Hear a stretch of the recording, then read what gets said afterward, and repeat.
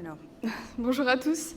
Je m'appelle Hortense Lejeune, je suis chargée d'études sur les biocides et les préparations naturelles peu préoccupantes au pôle intrant de l'ITAB. Et donc, je vais vous présenter aujourd'hui le projet Désinfecta B sur lequel nous travaillons au pôle intrant. Donc, c'est un projet qui va permettre de réaliser la liste des produits biocides et détergents autorisés en agriculture biologique.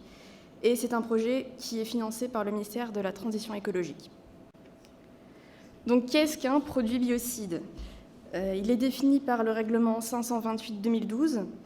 Et un produit biocide, c'est toute substance ou tout mélange destiné à détruire, repousser ou rendre inoffensifs les organismes jugés nuisibles, à en prévenir l'action ou à les combattre de toute autre manière par une action autre qu'une simple action physique ou mécanique. Ce même règlement, il décline ces types de produits en 22 types qui sont regroupés en 4 groupes différents, dont les produits désinfectants qui considèrent l'hygiène humaine, vétérinaire, la potabilisation de l'eau. Il y a un autre groupe sur les produits de protection, notamment du bois et des matériaux de construction. Un troisième groupe qui est le groupe des produits de lutte contre les nuisibles, donc rodenticides, avicides, insecticides et les répulsifs. Et un autre groupe de produits biocides. Concernant la réglementation qui tourne autour du projet, donc les produits utilisables en agriculture biologique, il y a tout ce qui ne concerne pas spécifiquement le bio, donc il y a la réglementation REACH qui gère l'enregistrement, l'évaluation et l'autorisation des produits chimiques en général. Il y a le règlement 528/2012 qui correspond au marché et à l'utilisation des produits biocides, donc en conventionnel.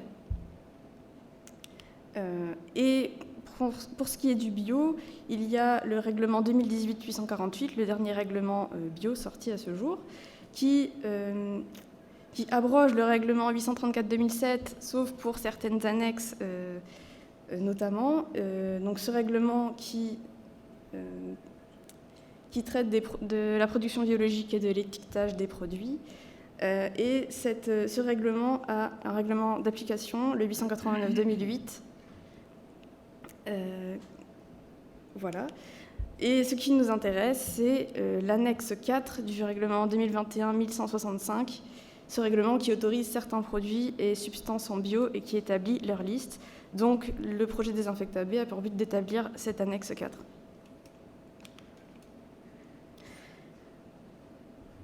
Donc, pour avoir la liste des produits utilisables, des produits biocides utilisables en bio, on commence d'abord par le niveau européen. Chaque État membre, tous les États membres ont produit une liste de 1295 substances à étudier en priorité. Et de cette liste, l'ECTOP, c'est le groupe européen d'experts pour le conseil technique en production biologique, il a établi différents critères de sélection que je présenterai juste après. Et de ces critères, il faut une liste de substances biocides autorisées en bio. À partir de cette liste de substances autorisées, chaque État membre va, au niveau national, créer sa propre liste de produits. Et donc, au niveau français, c'est l'ITAB qui se charge d'établir la liste des produits UAB biocides via le projet Désinfecta B. Alors, à ce jour, comme Bernard Lignon l'a souligné juste avant moi, il n'y a aucune liste de produits de nettoyage et de désinfection et de produits biocides utilisables en agriculture biologique en France. Comme je l'ai dit précédemment, le règlement 889/2008 est abrogé, mais son annexe 7 continue de s'appliquer jusqu'au 31 décembre 2023, car la liste des produits biocides ne sera établie qu'au 1er janvier 2024. Qui a été reportée plusieurs fois. Et elle était initialement prévue pour le 1er janvier 2021. Il y a le rapport de l'ECTOP de 2021 qui définit les critères pour évaluer les produits de nettoyage et désinfection et les produits biocides. Et à partir de ça, la sélection des substances autorisées en bio, à partir des critères, va nous permettre de sélectionner les produits correspondants et de les répertorier dans une base de données qui est accessible à tous.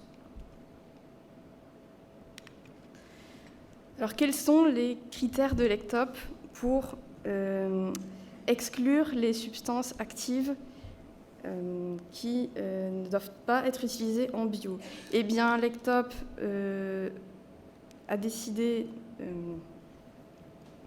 l'ECTOP proscrit toutes les classes, toutes les substances qui sont classées CMR de catégorie 1A et 1B. Toutes les substances provoquant des complications respiratoires, les différents perturbateurs endocriniens, les substances très persistantes et très bioaccumulables, tous les produits classés selon certaines phrases de danger, également certains tensioactifs, certains acides et leurs sels, notamment les phtalates, les phosphates, et d'autres substances ou coformulants des produits, je pense à l'EDTA par exemple, et également certaines phrases de risque qui ne devraient pas figurer sur les fiches de données de sécurité des produits. Alors, qu'en est-il aujourd'hui? Qu'est-ce qui est autorisé? Eh bien, on peut dire qu'il y a l'annexe 1 du règlement 528/2012 qui répertorie toutes les substances à faible risque, notamment définies dans l'article 25.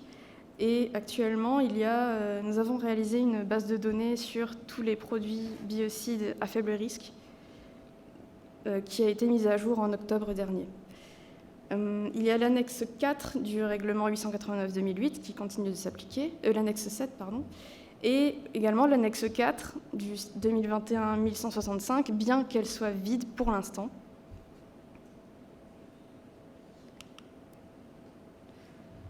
Quelles sont les prochaines étapes maintenant pour le projet?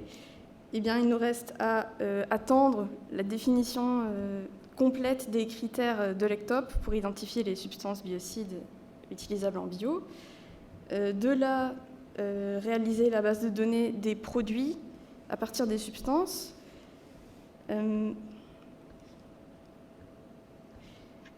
Donc, ce qui va suivre, c'est la publication d'une base répertoriant les produits biocides, en plus des produits biocides à faible risque, qui sont utilisables jusqu'au 31 décembre 2023, avant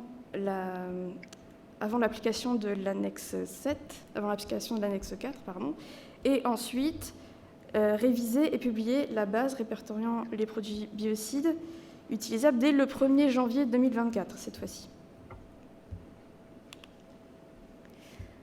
Eh bien, pour conclure, comme l'a souligné Bernard Lignan juste avant moi, on dépend pas mal des